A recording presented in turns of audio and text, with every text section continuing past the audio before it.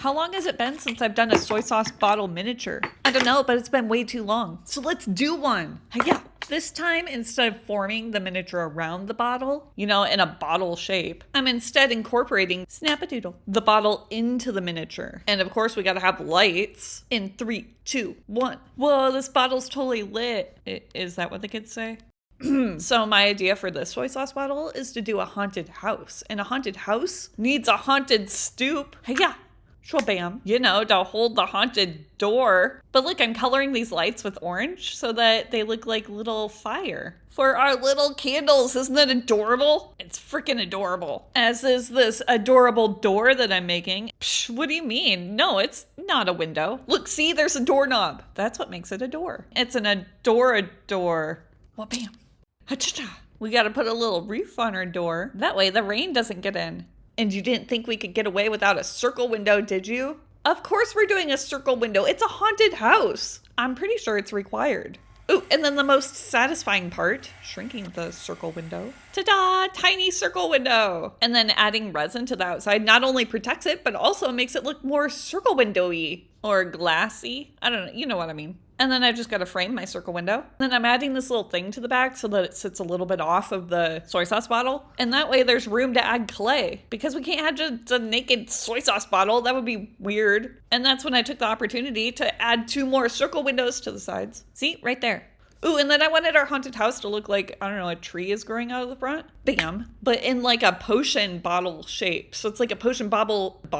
It's like a potion bottle tree. Like maybe a little witch lives here. Smack. Or maybe fairies. I don't know. Although I'm pretty sure I'm going with witch. Unless they're witch fairies, or would they be fairy witches? Sha-sha. Ooh. So look, I'm using the straw as like, I don't know what you call this, like a little pipe or, well, a chimney. Does it make sense that there's a chimney in the front entranceway? No, not really, but it's cute. Don't think about it. And then we capped off our potion bottle because we can't, bloop, just have an open potion bottle. That would be irresponsible. Oh, so also maybe I was thinking that this haunted house is maybe around Halloween. Don't go away. I know it's past Halloween and this would be like considered Halloween content. But look, I was really busy for Halloween and I really wanted to make this. And so I didn't get this video out for Halloween and I didn't want to save it for next Halloween. That would have been way too far away. So you know what? Maybe it's not for Halloween. Maybe this isn't a little trick or treat bottle. Maybe this is just their regular everyday treat bottle outside their house. I don't know. And you know what? Maybe these pumpkins are just regular everyday pumpkins. They're not Halloween pumpkins. Pumpkins don't have to be Halloween. Pumpkin is just a fruit.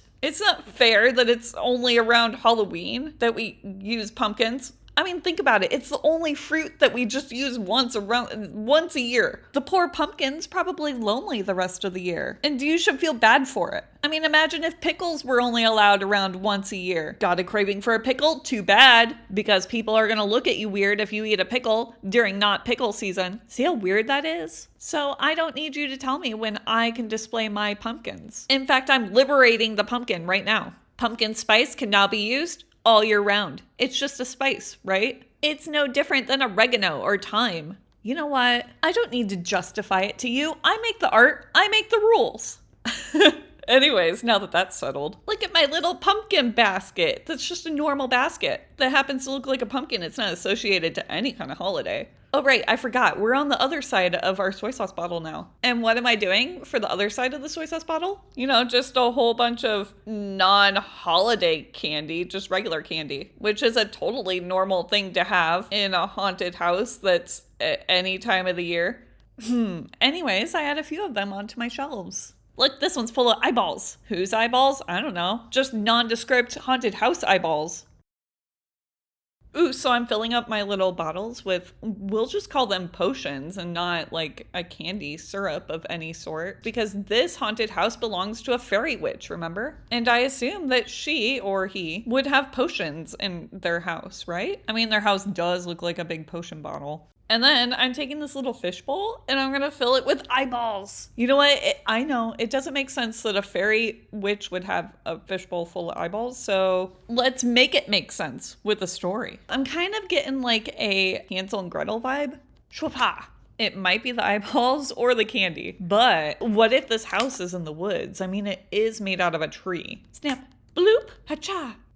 And once every full moon, this house appears out of nowhere, but not during Halloween, by the way. And it smells like vanilla and maybe just a little bit of danger, which is the perfect combination to attract children and teenagers. Actually, probably more teenagers because they're always the ones in the woods doing teenager things. I know, because I was a teenager once doing teenager things. Although, to be fair, I grew up in Iowa. There wasn't anything to do in Iowa. There were cornfields and woods and a Walmart. And there's only so much you can do in a Walmart before they kick you out. Anyways, back to the story. So the fairy witch that lives in this house, Sally. That's right, I just named her Sally. Silly Sally. She's actually really lonely because the house trapped her years before. And now the house demands that she feeds it other people, specifically children and young adults. Actually, this is sounding a lot like Little Shop of Horrors. You know, if the plant were a house. Okay, great.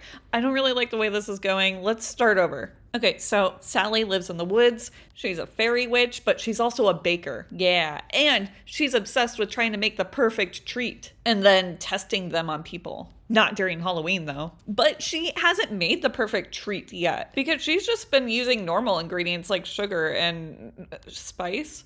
So that's when she starts mixing in her potions into the treats and then offering them to the children and young adults that come to her door, following the smell of vanilla and danger. And of course, the potions do something weird to the people. I don't know, whatever potions do, knock them out, turn them into crows.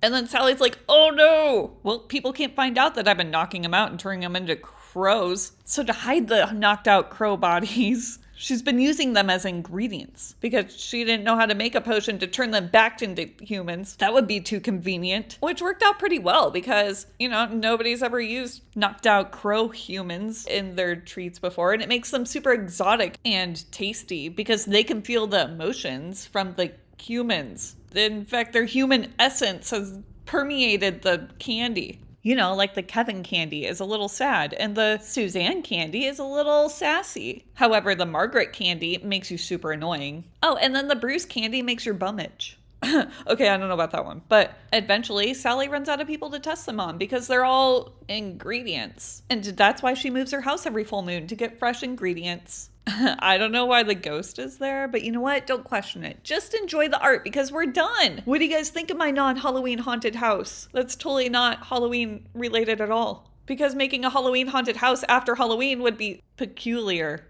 Anyways, thanks for watching. Sorry about the story. I know it wasn't very good. And happy not Halloween. And don't forget to subscribe. Okay, thanks. Bye.